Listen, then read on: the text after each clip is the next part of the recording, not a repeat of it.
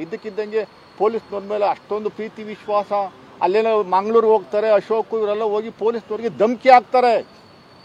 ನಮ್ಮ ಕಾಂಗ್ರೆಸ್ BJPಯ ಕಾರ್ಯಕರ್ತರ ಮೇಲೆ ಆ್ಯಕ್ಷನ್ ತಗೊಂಡ್ರೆ ನೀವು ನೆಟ್ಗಿರಲ್ಲ ನಿಮಗೆ ಅಂತ ಧಮಕಿ ಹಾಕ್ಬಿಟ್ಟು ಬರುವಂಥ ಕೆಲಸವನ್ನು ಮಾಡುವಂಥ ಪ್ರವೃತ್ತಿ ಇರುವಂಥದ್ದು BJPಯವರಿಗೆ. ಪೊಲೀಸ್ನವ್ರ ಬಗ್ಗೆ ಪೊಲೀಸ್ನವ್ರಿಗೆ ಯಾವ ರೀತಿ ರೆಸ್ಪೆಕ್ಟ್ ಕೊಡಬೇಕು, ಗೌರವ ಕೊಡಬೇಕು ಅನ್ನೋದ್ರ ಬಗ್ಗೆ ನಿಮ್ಮಿಂದ ನಾವು ಹೇಳಿಸ್ಕೊಬೇಕಾ? ಪಾಪ ಕುಮಾರಸ್ವಾಮಿಯವರು ಹತಾಶ ಆಗ್ಬಿಟ್ಟವ್ರು ಬಿಡಿ.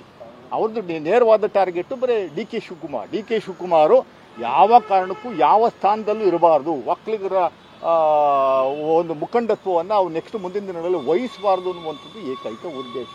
ಅದೇ BJPಯವರೇ, ಪ್ರಹ್ಲಾದ್ ಜೋಶಿಯವರೇ ಮಾಧ್ಯಮದ ಮುಂದೆ ಬಂದು ಬಾಯಿಗೆ ಬಂದಂಗೆಲ್ಲ ಕಿರ್ಸ್ಕೊತಾ ಇದ್ದೀರಲ್ಲ, ನಾನು ಒಂದು ಪ್ರಶ್ನೆ ಕೇಳ್ತೀನಿ.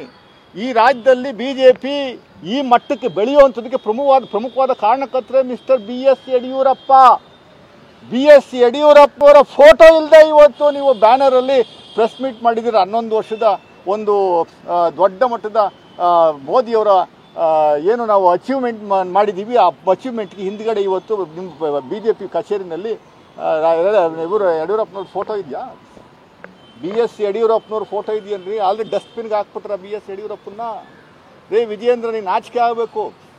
ಈಗ ಅಧಿಕಾರಕ್ಕೋಸ್ಕರ ನಿಮ್ಮ ಅಪ್ಪನೂ ತುಳಿಯುವಂಥ ಕೆಲಸವನ್ನು ಮಾಡಿಬಿಟ್ಟಲ್ಲಪ್ಪ ಮಾರಾಯ. ಜನಗಳೆಲ್ಲ ಪಾಪ ನಾನು ಇವಾಗ ನಾನು ವ್ಯಾಟ್ಸಪ್ಗಳಲ್ಲಿ ನೋಡ್ತಾ ಇದ್ದೀನಿ, ಆ ಸಮುದಾಯ ಅರ್ಥ ಮಾಡ್ಕೊಬೇಕು. BJPಯವರು ಯೂಸ್ ಆ್ಯಂಡ್ ಥ್ರೋ ಮಾಡ್ತಾರೆ ಅನ್ನುವಂಥದ್ದಕ್ಕೆ ಇದು ಭಾಳ ಪ್ರಮುಖವಾದಂಥ ಒಂದು ವಿಚಾರ. ಅದರಿಂದ ನಾವು DGPಗೆ ಭಾಳ ಸ್ಪಷ್ಟವಾಗಿ ನೇರವಾಗಿ ಹೇಳಿದ್ದೀವಿ, ಆ್ಯಕ್ಷನ್ ತಗೊಳ್ಳೇಬೇಕು ಅಂತ. ದಯಮಾಡಿ ನಾವು ಕೊಟ್ಟಿರುವಂಥ ಕಂಪ್ಲೇಂಟ್ ಮೇಲೆ FIR ಆಗಬೇಕು, ತನಿಖೆ ಆಗಬೇಕು.